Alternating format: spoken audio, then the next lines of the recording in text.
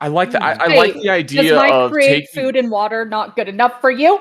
No, I'm it's the DM. awful. No, it's it's like a lembas spread. Is that what it is? It's flavorless. It's very Bland is bland. A small bite is enough to fill the stomach of a grown man. How many of you had? 4. Just like me. I'm loving the idea of making those mundane actions, which may be required in like a hardcore survival campaign, be optional with bonuses that come with them. Mhm. I love that. Sorry if that's really loud. That's how I'm going to figure this out. This is the full cold open. Welcome to Beyond the Tavern Wall. We're excited to be here today, aren't we, guys? No, not really. Yes. Okay, No, I'm this is actually great. so excited for today's episode. We're gonna be talking. Hey, we brought this up during our hot takes episode. Okay, we brought up survival mechanics, and we also brought up role play mechanics. That's what we're gonna be talking about. So, Haley, as CEO and the #1 DM of the podcast, take over. No, please don't do this to me. I'm shy. Yeah, but that's what we're gonna be. We jumped right into this, so we're just gonna keep going. When the Survival press mechanics. wants to hear your thoughts on the allegations, but you're shy.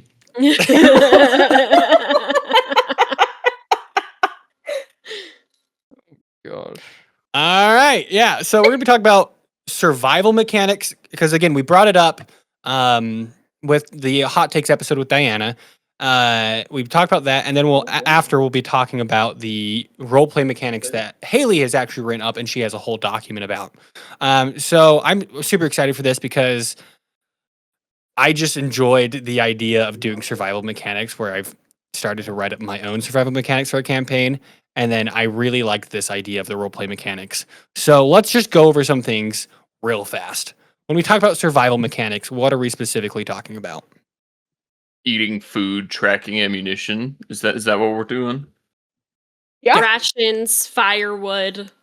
Exhaustion levels. By the way, DMs, use those things. They're awful. Mm-hmm.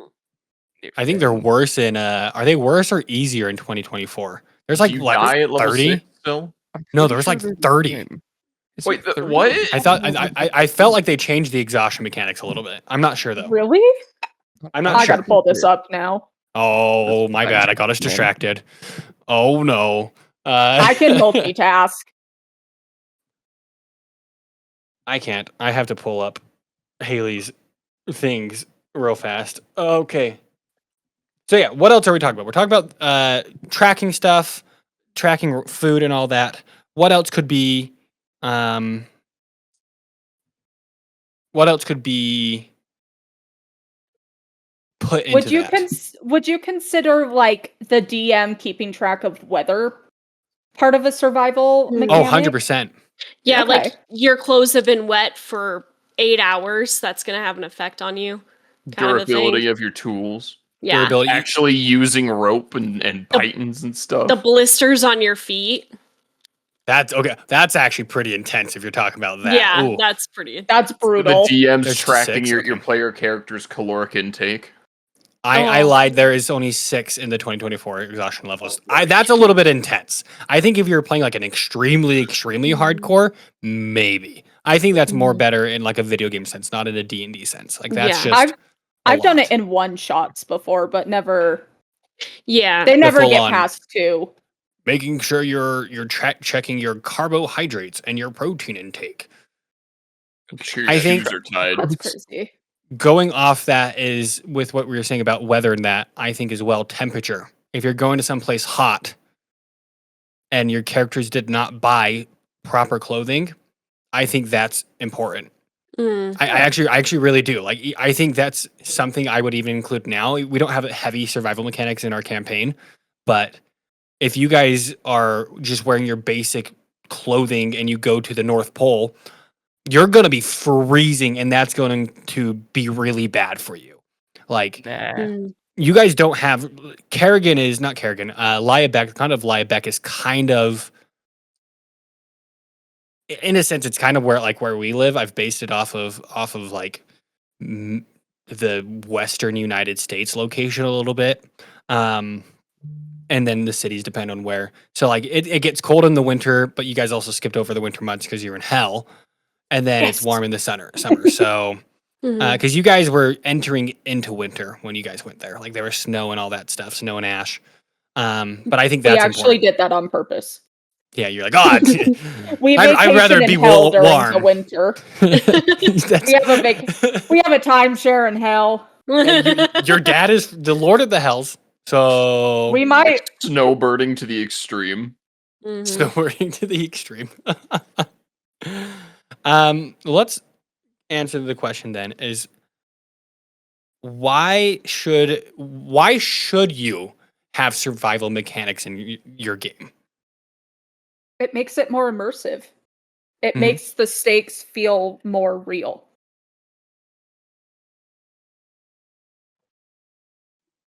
Someone I else feel say like that something. sums it up. No, I feel like that sums it up I really hate well. silence. I mean, Yeah. It's I like mean, when you having a said- second job for your hobby. oh gosh.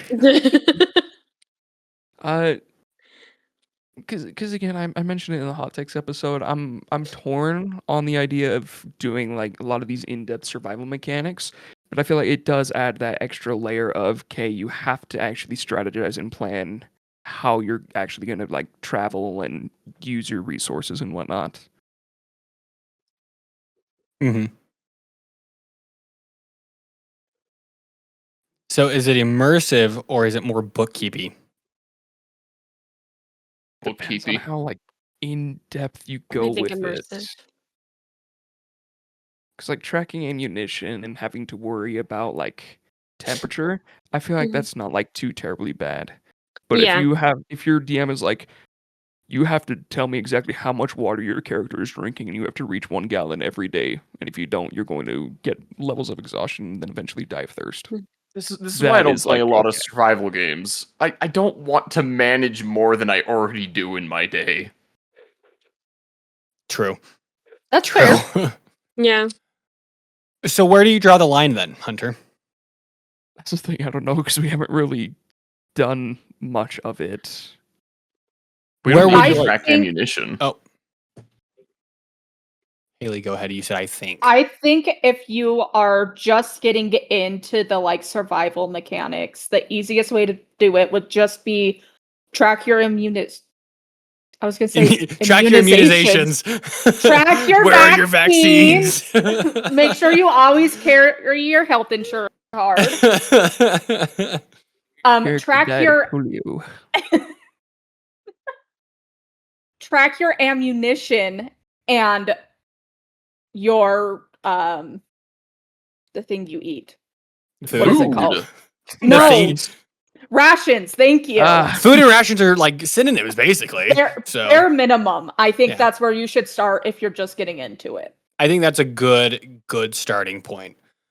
Okay. Where would you draw the line, though? How far is too far in tracking? I think Haley saying you should track ammunition rations. That's on what I would call the better end of micromanaging your player character. Do you Because think, that do actually you think gives that's you like the extent? Like, is that anything more than that is a line? not quite. Well, Is beyond the line? I'm going to Sorry. finish my thoughts, sir. No, How I'm, dare you. I'm having a conversation and having a discussion, so therefore I'm No, going to you're interrupt. interrupting me and it's making me sorry. sad. I'm sorry. No, you're fine. I think that tracking at least those is good because it also puts you into good roleplay situations because you're going to have to go buy more ammunition, you're going to have to go buy more rations. Tracking like the durability of your limbs, that's just going to be a pain. Yeah. fibers are at 97% So you brought up in the hot take. Excuse me. You brought up in the hot take session episode. that's the word, Episode. About the durability of your weapons and armor. Is that too far then? I will say it is the least popular mechanic they've ever added to any Zelda game ever. I will say are you going back on that then? Like genuinely, I'm curious if you'd go back on that and say, nah, you shouldn't include that. I wouldn't say to the degree of Nintendo's form of item durability. Because there's a lot like Minecraft does the same thing, have a It doesn't durability take on it. nearly as long. Yeah, Minecraft is I feel like it's not that big of a deal, and there's ways to counteract it. Because I actually really liked the idea, Sam, of if you've not really checked your armor, you get a minus to your AC. Oh, if you've not really like cleaned your blade, like you're gonna get tetanus. That stuff. So Never said you're getting tetanus, I don't think. But Can just like I yeah. share an opinion on why I think Sam is okay with it in certain games and not in other games? Because in certain games, it immediately starts out that way, so you're already used to it. So if we immediately started out with the survival mechanics in D&D, do you still think it would be too far, or would you have gotten used to it at this point and not really cared? It's such an open-ended concept, though. It would really be Mhm. DM dependent. I think if I got used to it, then yeah, I'd be indifferent to a degree. Okay. So I'm planning a hardcore survival horror campaign. No, and thank I'm you. planning survival mechanics. Do you think then, Sam, because you will we'll go into the expectation of that's the expectation at the very beginning. We said that at session 0. Are you more willing to be okay with that? And they won't be intense. It's going to be so far. It's tracking ammo, maybe even tracking food, and then Okay, also that's fine. armor durability and weapon durability. They won't be insane. It's not going to be like, oh, after 5 hits they break. It'd just be more like consciously taking care of your stuff. Do you think that's too much? Like, just taking care of your stuff is fine. There's nothing Yeah. wrong with that. Mm-hmm. Because I feel I actually think that's a very fair thing to go through. But I do agree with like Zelda. That's actually been one of my biggest gripes. I have not played much Breath of the Wild because I'm over here. I have my sword and it breaks in 5 seconds, and I'm like new. I don't have another sword. How am I gonna freaking kill this chocobo or whatever it's called? I'm pretty sure that's You gotta a Final grab Fantasy. a random stick. Yeah, I gotta go pick up a branch off a tree. Oh, my axe broke. Didn't get a branch. I'll say my biggest gripe was I had to spend a lot of time in that game just like farming weapons. I had to take time out of my quest to drop at a location where I knew stuff would be, grab weapons, and then get back on track. It was just obnoxious. Mm-hmm. Mm-hmm. So, how can I'm going to ask about video games. Never mind. That's not what we're talking about. This is not the video game podcast about D&D. So do you feel like if we were to implement that into our personal sessions, would that then become too bookkeeping then? Like, again, it really depends on how often you'd have to focus on those mechanics. Like, if it takes away from the story too much, takes away from combat or roleplay, then it just becomes annoying. I had a DM who would make us like in the downtime, like you're at camp, he would give us the option to like sharpen our weapon, which would give us advantage on our first hit. Like polish our armor, which would give us a bonus AC for the first, I think, like 3 rounds of combat. Or he would let us role play, and that would give us some kind of bonus. Would that be something that would? I love that actually because Okay. it doesn't take away; it just incentivizes different Yeah. actions. How are you going to spend your time? You get a bonus for it. There's no downside, but it still makes you think. What do you want? I love that because I said it on the hot takes. I said it on the episode where I think the survival mechanics can then add small role playing moments that will develop your character. Where Mhm. let's say you're over here like, oh, I need to polish my sword or sharpen my sword. You're sitting there. That then allows another player to be like, oh, why do you do that? Or like, and then you can kind of get into these small talk, deeper conversations through that. It's not a stressful role playing situation. It is a very casual role playing situation where you can deepen your bond with another character. Mhm. I think these survival mechanics also have good opportunities for role play, even though they may not, like be role play specific. I remember when I played in my first campaign, I was a druid, and I was like, I want to go out and hunt because I feel like we need food. Like to me, that makes sense. Like, how are we eating and all that? I don't want to just assume. So I went out hunting with one of the other players, I believe, and I was like, watch this, guys. And I thought this would be funny because it'd be easy. I turned into a tiger and I tried to attack this wild boar, and I missed and it ran away. And then I was like, oh shoot. I now no longer have food to eat. That's my bad. But it was kind of this fun like role play scenario where me and this character were just like, well, fetch, you're an idiot, Figgy. Like, why did you do that? But we also were like role playing. Our DM didn't make us track rations and all that stuff. That was just for me being like, oh, we should eat and hunt because that's what we should do. But it allowed for that moment to happen. So how do you allow player creativity in the use of finding solutions for survival? I don't know if it's something that you necessarily allow, more so that it just will happen. Like you present them with the kind of rules that you're going for, and then they'll have to come up with those solutions themselves. Yeah, maybe that's the better question. Not allow it, but how can player creativity like help find solutions for survival?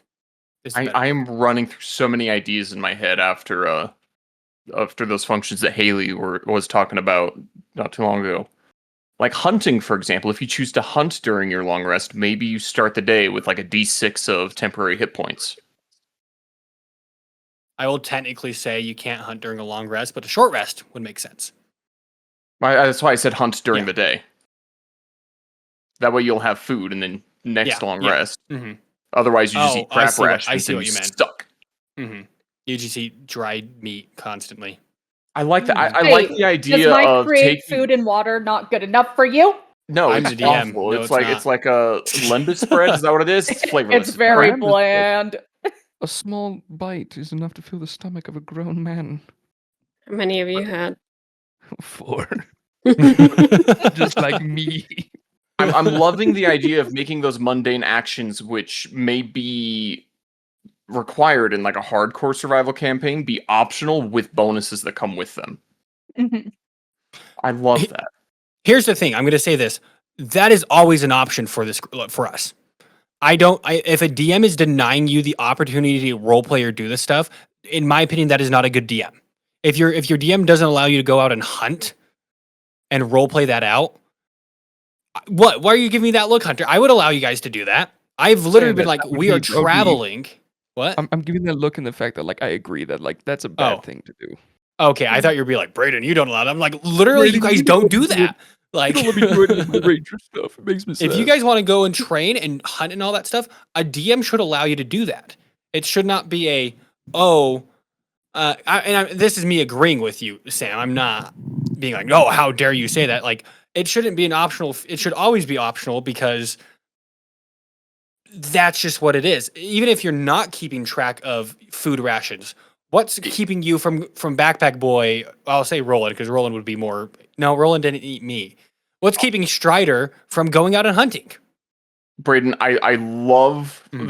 that you're opening this up to us because I'm going to abuse this system. Do it. But I'm going to use your old analogy that no one checks if the door is unlocked. Exactly. If you don't like subtly tell us that stuff like that is a possibility, we're just gonna kind of stick to our routine of, oh, we take watches, that's our long rest. I don't think it's the DM's responsibility to tell you guys what you should do, what you can do. I think Absolutely not. as That's of not what I was lately, saying. we have been getting better at it during the long Yes. rest and stuff. Mhm. Just to give us a little bit of credit. No, I We're am. doing Yeah, better. yeah. I'm not saying you guys are terrible at this. What I'm saying is that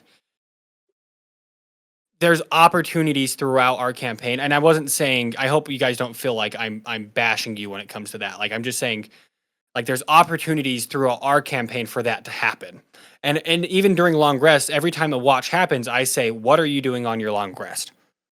You know, like what are you doing? Again, I think again, long rests are a little different. You can't. It is specifically, and this is a rule I'm pretty stingent on most of the time. There have been some times where like if you were wanting to go hunting during your long rest, it technically doesn't count because you have to be doing short things. But if you were doing a short rest, or if you're just camping for the night or whatever, wake up in the morning. Okay, what do you do? It's morning. What do you do? I go out and hunt. But yeah, I think if that's what you want, I'm 100% willing to be like, what are you guys doing to prepare for the day? I can start saying it like that. I'm not Yes, gonna I go like say, that. I'm not gonna go say who's going hunting, because I'm not gonna assume what your characters are doing. I can make your characters feel a certain way. I can be like, oh, your character is you feel yourself getting a little scared, but I can't be like, oh, Bass is gonna go out hunting now because I don't know what Bass is gonna do. You know, Bass could, instead of wanting to go hunting, she could want to go pray or knit socks or something. But Backpack Boy, in my opinion, for me, it wouldn't make sense for Backpack Boy to go out and go hunting. Oh, he would catch so many snails. No, Oh, you oh, can't that's solve kind it. of I cute. want to see that happen now. That's actually kind of cute.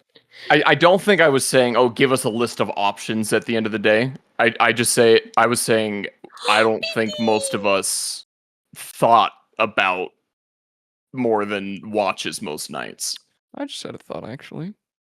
What happens if Backpack Boy is exposed to salt, like direct contact? I Oh, don't know. I guess we're gonna find out. Yeah. Conjure salt. New spell created, conjure salt. The ring of salt keeps plasmoids trapped. You think that's actually for demons? No, that's just in case you pull a plasmoid through. I can give Sam, if you want, I can give a few examples of what I did during a long rest when I played. No, I love the way you phrased. How are you going to prepare for the day? I can start A doing phrase that. like that already made me start to think. Yeah. yeah. I have to agree with you on that one, Sam.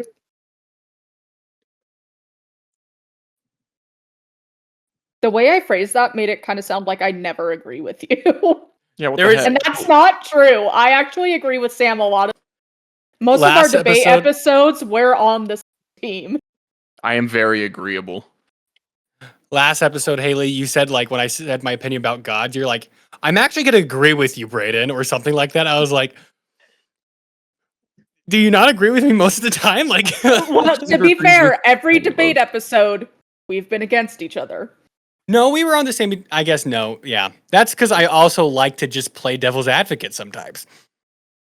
But Haley, I agree with you for 90% of the things. Sometimes you just got to play devil's advocate, you know? Sometimes you got to be on both teams so you don't get hurt in the end. Yeah, see, it's like me. I don't sport bet, but if I were, I'd bet on anyone who was playing against the Utah Jazz. Oh my And then gosh. if they win, it's a good outcome. And if the Utah Jazz win, it's a good outcome. Win-win scenario. So it doesn't matter because I just win no matter what. Anyway, no, I can start doing that. If I had my notepad, I'd write that down. If you remember on Monday, Sam, remind me to do that, and I can start. I don't remember what I had for breakfast this morning. Good Why luck. don't Someone we just remind Remember me. something on Monday. Just text you right now. Someone text me right now and My say. phone's really far. And I it's like, got it. Thank you. Just put it in because I can start doing that because I do, like I've said, I do really like these small mechanics, role play mechanics. And we're kind of off topic from survival mechanics now, but I think this is just a good I discussion feel like overall. they kind of go hand in Yeah. hand. Because it's survival role play. Because we would probably jump a little bit into, unless there's anything else about. We have one more thing about survival mechanics, and then I want to discuss the role play mechanics Haley came out with. I do want you guys to have the opportunities to role play. I was talking to Hunter and Riley after they helped me move. My dream session is where I just sit back and watch a movie. Where you guys are just out there role playing and you're like, okay, I'm gonna go to this place. And then you guys are like, okay, you go to this place, I just describe what's around you, and then you're continuing to talk. And like, in a sense, you guys then completely control the narrative. And you're like, okay, now I just have to play this one NPC. Oh, you went to the shop. Okay. I'm Sally the Goblin. I don't know, like just played an NPC real fast. Gosh, is Sally the Goblin single? Yeah. You'll meet Sally the Goblin next session. Oh my. Yeah. So like my ideal session is just for role play to go through and I don't have to do much, where I can just sit back with a bowl of popcorn and tears rolling down my face as you guys tell this amazing, intricate story that then I have to go through and create around, like, with you guys. Like that would be so fun. Every now and then I will watch, like when I used to watch Critical Role, I time how the time between obviously I'm not comparing us to Critical Role. I think that's a huge ask of any DM to be like, why aren't you playing like Critical Role? And it's a huge ask of players to say, why don't you DM like Matt Mercer or Brendan Lee Mulligan? There have been some times when I will just go back and watch Critical Role, where you'd have like 30 minutes to an hour of Matt just not talking. Mm. But things are still happening. It's not like, oh, they're stuck in one place. Like they've progressed a lot in the story, and Matt just doesn't talk. And I'm like, dang, that's kind of jealous. I think a lot of that's on me to create an atmosphere where you guys can have role playing. And if you guys feel like I'm not doing that, please let me know and we can figure that out. So yeah. You know what I would really think would help us do that? Role play mechanics? Roleplay mechanics. Role play mechanics. We'll say real fast, anything else about survival mechanics? You know, Hunter's a big one. Magic is weird. Yeah, magic plays a really weird role into that because then you got Goodberry, you got create food and water. There's a bunch of spells to help with that. Leomund's Tiny Hut. I actually don't think that one's as bad as the food and water ones. Mordenkainen's magical mansion. Yeah. Mordenkainen's mansion. Yes. I don't think the shelter ones are as bad as like the food and water ones because I don't feel like shelter, like, yes, you got to go find good shelter. I also think magic is totally fine with that. It's the food ones that you're kind of like, okay, that just completely eliminates everything that when it comes to survival mechanics. Mm-hmm. Any thoughts on that? It's true. Not even just spells, but I mean, like, you also think of like magical items. I mean, if you're going deep into survival mechanics, you're probably going to start using encumbrance. What? Oh, That's a no. thing. That's so. Oh, okay. That's a little brutal, but yes. Whoa. Yes. But no, then you have again ammunition. There's items like the, it's the quiver of ammunition that is just endless. The quiver of endless ammunition. I don't know what it's called, but we're gonna call it that. Yeah, bags of holding that would help you get around encumbrance. All these different items that just kind of take these survival things. They're just like, don't worry about them anymore. I also, something else, it's not on magic itself. I also think I liked what Diana said of like your character has to go through and create, like, okay, they have to go scavenge for obsidian to get arrowheads or whatever and learn how to do that. Because I don't think, and a lot of video games do this, Skyrim does this, you shouldn't get all of your arrows back.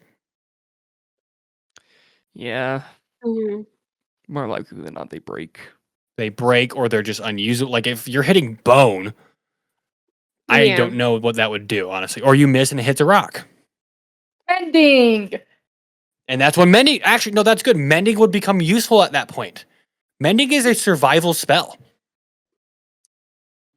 Like the whole point of mending is to fix small breaks. So if you had an arrow snapped in half, mend it back together and it's better than new. So like the magic, and I don't think that takes away from the game. I do have a question actually considering mending, because the official D&D rule is you can recover 1 in every 2 shots you take in combat. So 50%, yeah. Yeah. If you were to throw in mending, how would you balance that out? Would it basically just be at that point you can recover all of them? If you're willing to take the time. Doesn't mending say it needs to be like a clear break, 2 pieces? I believe so. I think What the if- break bigger than has an to inch? be. Yeah, I thought it was. Is it an inch or is it a foot? Look, I thought it was a Let me foot. look. I thought it was a foot as well. It might be a foot. Let me I check. know it was What? 1 something. I'm pretty sure it's a foot. Okay. Like, Um, what if an arrowhead gets like repairs- absolutely pulverized though? repairs a single break or tear in an object you touch, no larger than 1 foot in any dimension. So it is What's a single the- break. Yeah, it's a single break. What's the casting time? Like 1 action, minute. 6 seconds? It's Oh, 1 1 minute. minute. Yeah, Okay. that's what I thought it was a minute. So if you're willing to take up time, yeah. Mhm. Depending on how I think I would rule it as you would then be able to get 75% of your stuff back. That's fair. Yeah, some of the arrows were broken beyond repair, so I think that's a fair rule. So then you still have to then do some survival mechanics. Mhm. You shoot 20 arrows, you get 15 back with mending. If you're willing to take maybe 5 minutes to use it. Which Gotcha. in like which in like a cave or a dungeon, 5 minutes is a long time. You don't know what happens in 5 minutes. Mm-hmm. So you have to take that risk. I mean, if it was just encounter in a forest, you're probably good. But if you're in a dungeon, yeah.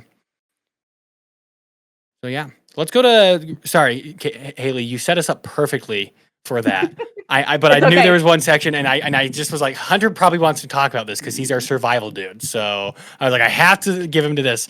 Haley, do you want to share your thoughts behind? You shared it again on the hot take, but your thoughts behind your whole role play mechanics that you've come up with. If audience, if you want, we can share these on our socials.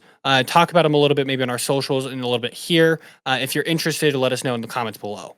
If you want a document or maybe more fleshed out and perfected version of this. I first of all want to say that I didn't make any of this up. I combed through probably like 30 to 25 different games and picked parts and pieces of their roleplay mechanics that were already made and put them into one document, which I thought would work for D&D. Hey, what did we talk about with inspiration? There is still like an artist, and then it becomes your own because you're an original person. So Yes. yeah, yes. I just wanted to put that out there. That's good. That As long good. as it, I didn't come up with these. I just picked what I think would work best for D&D and put them all in one spot. Yeah. So don't come Is- at me saying that I didn't come up. I know that. She plagiarized everything. Just kidding. I put credit in this, I swear. I just deleted it. There are no credits. Just kidding. No, please, I'll cry. I don't. What specifically do we want to talk about? Because there's 5 different sections in here, and I covered most of it during the hot takes episode. So what exactly? I want just you to give because there may be some people who didn't listen to hot takes, the new people coming in. Just give a general overview of why you a quick minute or two, just of why you created this document. Okay, I'll just read the little introduction paragraph to you guys. Okay. So my hot take, of course, was that roleplay should have mechanics the same way that combat has mechanics. Because I believe that role-playing shouldn't just be for flavor. It deserves rules, structure, and consequences, just like combat and survival mechanics. Why it matters, it helps shy or combat-focused players engage in the story. It makes your character growth trackable and rewarding. It encourages meaningful decisions, not just acting or improv. And it bridges narrative and mechanics for a tighter game loop. And I can go a little bit more into the tighter game loop if you guys want me to. I feel like I said that last time, but I didn't really say what I meant by that. Yeah. Tell us what you mean by that. Okay, so when you bridge the narrative and the mechanics, it creates a feedback loop where emotions, relationships, and moral choices directly impact gameplay. So it leads to a richer, more engaging experience where the story and the system reinforce each other. Okay. And sorry, I'm going back on my not organized notes list. You're good. I just want to throw shade at Hogwarts Legacy real quick for making that Go mistake. for it. Yeah, It was, oh gosh, I wanted it to be so good. It was like, oh, these choices you make can actually impact the story and who you are as a character. Nope, you can go and kill like 50 people with any of the And no forbidden one curses. cares. And, That was always No fun. You one can learn the cares. forbidden characters, and you can cast it in a new game plus. It's like only use these spells in the duel, and then you're like, Avada Kedavra! and they're like, darn. what can we do? Such a shame that this kid tragically passed away on school property. Also, Could've can we been say preventable. all you have to say is Avada Kedavra, and then you just cast one of the worst spells ever to No. exist? You have to mean it. I mean, if I was pissed and I yelled it at someone, You still have to mean I it. understand what You you still have mean. to No, that's mean good to know. Anyways, Haley, I'm sorry, I don't see the appeal of that being like the most terrible spell. I think being viciously injured or killed by many of the other spells we see in Harry Potter is Did you? far worse. Did Sam just say he's okay with murder? No, I You say heard it here it's not as first. bad as it's We got him. been said. It's still Yo. bad. We got him. Putting that down in the clips. Let's go. We're clipping this. Kendall, what was the spell that Ginny used to blow up the training doll? Reducto. Yeah, no Yeah. thanks. I'll take a Vada Kedavra over that any day of the week. I don't want my body parts all over the school. It doesn't have that type of effect Understandable. on people for lore reasons. I don't even know what they are. But what if you like really mean it? Break yourself limb from limb because I hate you. Reducto. Boom. Ah. Just Anyways, saying. Anyways, Yeah. do you guys want to know a video game? A really good job keeping Dragon the- Age.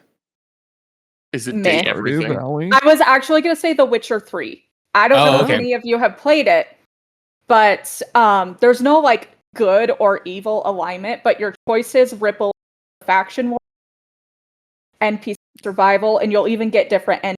And You're even cutting out a depending little bit. on You're cutting out a lot. so there's no good or evil alignment, but your choices like ripple throughout the game. It'll change the faction wars, it'll change NPC survival, and you'll even get different endings of the game based Interesting, on okay. what you choose.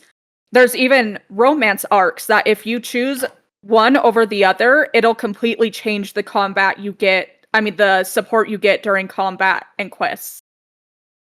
Interesting. Can I romance Buttercup? Who the fetch is Buttercup? Who's the guy? Who's the bard in the TV series? Dandelion is Yeah, his name in the Buttercup. game. Isn't it Buttercup in the? I don't No. know. It's In the always TV Dandelion. series, it's Yaskir. Oh, okay, Dandelion. Dude, that's a name and a half.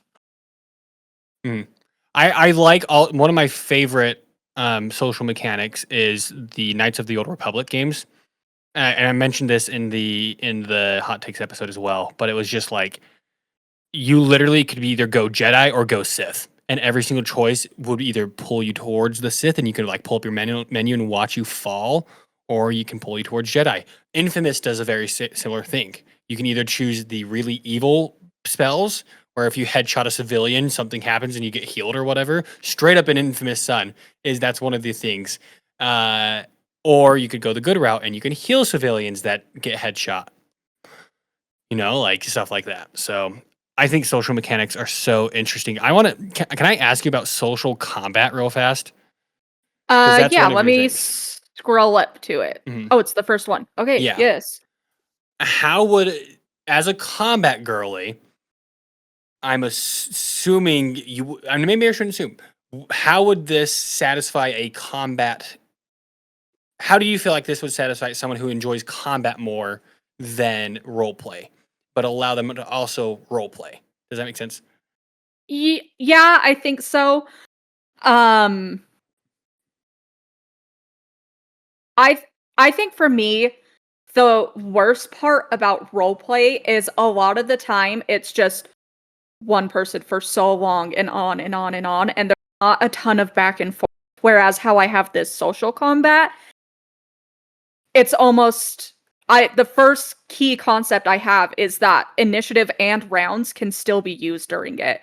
And I've had a couple of DMs who have done this during like more intense pivotal moments. They'll keep us in initiative order, and depending on who goes first, that's how we plea our case or try to convince them otherwise. And for me, it kind of keeps me more engaged because I know I need to pay attention to what's happening, because on my turn, if I try to repeat anything that they say, it's going to negatively affect my group's overall like success or fail. Kendall, I think they used a system like this in Dungeons and Daddies for a little bit. Did they? I'm pretty sure they did. Do you remember? So a lot of people that, I guess not a lot of people, but some people use what's called the Fate Core. and it's used in I know the Adventure Zone does it for one of their campaigns, so I wouldn't if Dungeon Daddies also used it for one of their campaigns. I think this would be cool. I don't know if we could implement all of these into our campaign right now because Yeah, we're it's kind of definitely like 4 years. yeah, it's in. like you need to do it all at once or maybe just a couple every now and then. Yeah. And it's something you got to discuss with the group. That's a good Yeah. session 0 talk point. I actually, the one thing I wrote down from the episode we discussed this was influence points, kind of like Stardew Valley. I have Yeah. an influence tracker, and I wrote down like Stardew Valley system, Baldur's Gate 3 system, and then the morality system. Mhm. And then I did like what Hunter brought up though at the same time is how do you balance it between classes? So is there anything like that you have here that, or how you've thought of, Haley, that, or anyone that can help balance it between classes? Because like a bard and a warlock and a charismatic character is still going to have advantages in a charismatic situation. How can you balance that for all classes? I can't remember if it was Kendall or Diana that brought up a really good point with the different classes with it. And I wish I remembered what that point was, but at the end of it, I remember going, oh, I should write that down. I should write that down. But I didn't. As So you never I do, might right? have to get back to you on that one Mhm. and go re-listen to our takes episode. Okay. I know I brought up just the idea of not all interactions are charismatic. Not all Yeah. NPCs are over here charisma. Like Strider is not a charisma-based character. I guarantee. Maybe this is how I interpret Strider. If some bubbly, fantastic bard were to come up and be like, "Hey, how you doing?" Like Strider may be like, "Who the fetch are you?" And it might negatively impact, the whole situation. So like maybe more casual. At the same time, though, like that's still charismatic in the way. Like charisma isn't just bubbly and all that. Charisma is being able to interact with someone, like Mhm. and reading people and understanding people. Is what I feel like more charisma is. Like I consider myself a very charismatic person, and I feel like I have a easier time talking to most people because I don't just walk up and go, "Oh, hey, dude, how you doing today? It's so good to meet you." It's more of like you go like to their level and you just kind of get in that zone with them. It's not about bubbling it. Go ahead. I just remembered I actually do have something for the non-charismatic characters. I just had to scroll all the way down. It's under the party relations as mechanics. It doesn't necessarily have to be a party relation. It could be a relation you have with any NPC or anything. Because most of the time, if you guys are going to a tavern to try to get information, we're never going to send Strider. We're going to send someone who we know is charismatic and can handle the conversation. So obviously, in situations like that, we're going to want the more charismatic character. But as someone who is not, and you're trying to get some kind of mechanical effect for the role-playing whatnot, Like if you were to send, instead of sending, well, first off, you guys don't have a charismatic person in your group. You Backpack Boy, but What would the you send heck? Backpack Boy like to actually go have these conversations? Like yes, he's charismatic, he's a high stat, but it's like but like you wouldn't send Backpack Boy to go talk to clerics of Cleotha. That's all You I send built my Bast. character for. You're insulting me so hard today, Brayden. I specifically built it to make be able to talk to clerics of Cleotha. Or if you were to Build go a talk character to to like, role play, and Brayden says, "Oh, you're not the character we'd send to role play." it's no, I think it's the difference is I'm just with- messing with you. I a know. situational thing. Yes, the situational thing. You'd send Strider to go talk to a bunch of rangers. You'd send Lyria to go talk to a bunch of devils, I guess. And at that point, I have it as if it is. What am I trying to say? If it is someone that your character would obviously relate relate to, thank you. Mhm. They should get like a mechanical effect that would help them out in this situation. Like makes sense, yeah. one of my relationship prompts that I have is I want their respect. So then you would gain advantage on a roll to impress them. Because that's how badly you want it, you would go the extra mile for it. Does that make sense? Did that answer your question at all? No, that At makes first- sense. Okay, I thought you were saying no, that didn't answer your question. I was like, oh. It's the no yeah situation. You Yeah. agree by saying no yeah or yeah no. Yeah no yeah, or if like I think. Any thoughts on this, guys? As a DM, I love this. No, I think it's a really cool system, and I'd love to see it in effect. Mm-hmm. I want to talk about keeping track of this though, because as a DM, It's pretty intimidating. I don't want to keep track of this as a DM. Mhm. Specifically but the problem is with a DM, you kind of have to keep track of almost every NPC's relationship with every player in the party. That's a lot. I don't feel like it would be terribly hard. I But think it's if a you lot. made like a chart of certain effects you would get for certain like groupings of an interaction, it wouldn't be as Mhm. bad. But at the same time, if you're specifically going like, okay, Joe is part of the Ranger faction, but he hates Strider. But Rangers are in Strider's table on the good side, but Joe himself is on the bad side. Like that's the thing. You can do specific factions, but you also have to keep track of individual NPCs' yeah. relationships. And that's a lot for a DM. I Mhm. actually think it would be really cool. I'm already imagining like you just make a table, like a table, and you just on the left side you have your character's name. On the top side you have down in one section rival, ally, friend, lover, betrayed, or whatever, like just a specific set of Mhm. where they are along this, and then you would just write their name into Strider and Joe. Joe is the hated or rival section for Stridar. Or for you guys would be. I'm going to use Everin. Sorry to bring him up, Kendall. But Everin would be in Bass and the lover section. Then you would have, Backpack Boy with King Hathis, High Chief Hephis. Backpack Boy would probably be in. I mean, that's a little bit of different situation, but like the doesn't like him or the indifferent section or whatever it may be. So Mhm. that's a way you could do it. And then you just change them depending on how the DM feels.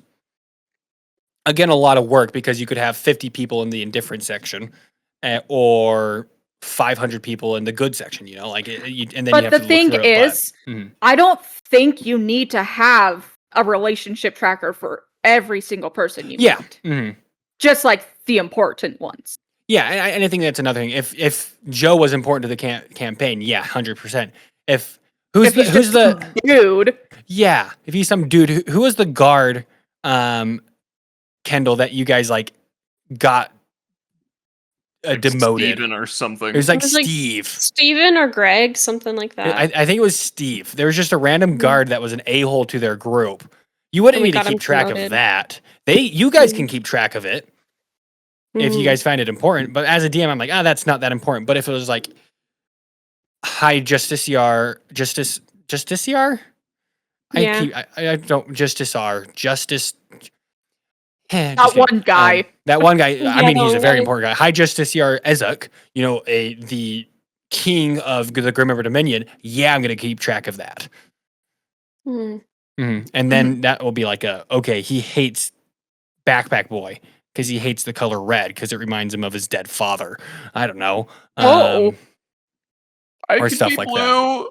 That's okay. We've been making fun of his red color. We made never mind. It was an accident. Yeah. I don't know. Does anyone else has when you've looked over this, guys? Is there anything that's popped out to you? I actually haven't had the chance to go all the way through it, so I need to still. I'm sorry. Zoom in It's on okay. Hunter's face right It now. is a lot. I will admit I went a little overboard Can with I it. just It's a say, lot. when I looked at it first, I was like, ooh, what book did she get this from? Because there's literal professional sources on the last page. So I'm just bragging about Haley and her thoroughness. Thank Yay, you. Haley! Can you really be mad at me while I'm holding a dog? Where's No, the doll? even though he blends into your shirt almost perfectly, and you can only tell he's there when he sticks his tongue out. Good boy. I'd get mad at Cool. you. Yeah, if there's nothing else, I think this is a really good. I would actually love to like figure it out and get it like more perfected, if that makes sense, because I think it's actually Yeah. a really cool mechanic that also helps with role play. My only other thought that came into my head is like sometimes like for Kendall, who likes role play because it's an opportunity to improv and all that stuff. If you're doing, I don't know, maybe it makes it a little bit too mechanical, role play a little bit too mechanical. Yeah. But I also feel like with the role play mechanics, they don't have to be in every single role play Yeah. interaction. Mhm. Like, It's like the really important And- ones. I Yeah. think at the end of it, after this deep, long role play, you can just be like, okay, Kendall, go ahead and move your relationship with King Adric, I don't know, That up works. 2 or down 3. Mhm. you It could doesn't also, always have to stop and be like, okay, this and this and this, and this Mhm. and this and this. at the same time, I think it could be really interesting if you kept it a secret. Yeah. If Mhm. I'm over here like, okay, after Bast's interaction with King Adric, he went up 2 on that relationship, but maybe Bast thought it went wrong, and so she feels like it went down 3.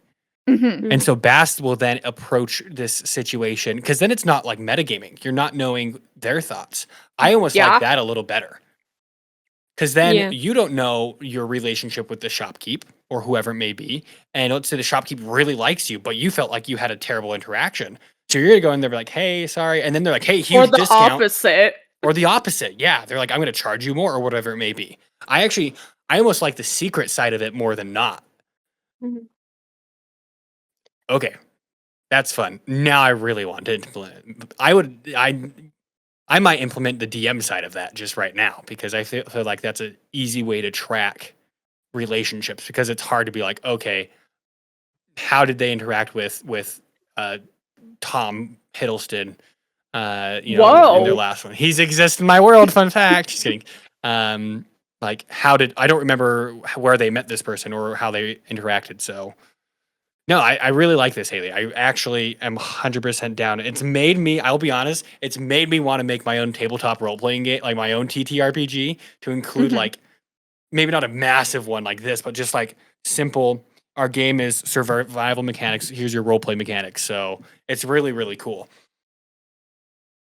So I really liked this hot take overall. Thank you. And I'm glad we were able to talk about this. It has turned into a small passion project of mine. So if you need help figuring out how to implement it, please let me know. I will, 100%. Okay. I'll have to figure it out. I'm going to read. I skimmed over it and read the parts I was interested in, but I really want to look into this. So Yeah, you All can right. tell that there are some parts I haven't fully fleshed out, Mhm. but it's Mhm. getting there. And just know if you're at 2 hearts, you are allowed into anyone's room. Yes. Yes, You can go get the underwear from the basement. you can get yes. Thank you guys. I think that's it. I think if that's everything, honestly, really, really fun. I love this. If you guys enjoyed this as well, let us know. Let us know in the comments your thoughts on survival mechanics and roleplay mechanics. And the other thing I said you should let us know your thoughts on that I definitely remember. So yeah, share in the comments below your thoughts on that, and also on Spotify, share your thoughts. Thank you guys so much for coming out to the tavern once again. Another Wednesday here at the tavern. We need to give our tavern a name. Community Grizzlepuss's poll out Tavern. there. No. Community poll. Grizzlepuss Tavern. Everyone come No. up with a name. We'll let people vote. Yeah, there we go. There we go. Okay. The Tavern of Comment. Wontons. Comment a tavern name below. Also, comment a tavern name below, and we will choose our favorite, and then we'll have everyone vote on it. This would be so Yeah. great and exciting. And then we can figure out names. I just call you guys adventurers, but if you guys want a different name, we can do patrons. But then when we get a Patreon, then you got to distinguish that. So we'll Yeah. figure it out, you know. But thank you Local guys so much for drunks. coming out to the episode. If you guys are not following on Spotify or wherever you're listening to podcasts, make sure to follow us. Leave a comment or do whatever it is on the respective platform. Helps us out a ton. If you are not following us on social media yet, we are on TikTok, Instagram, and YouTube. You can check us out there. We do a video podcast over on YouTube, and I believe it's also on Spotify, so you can watch those.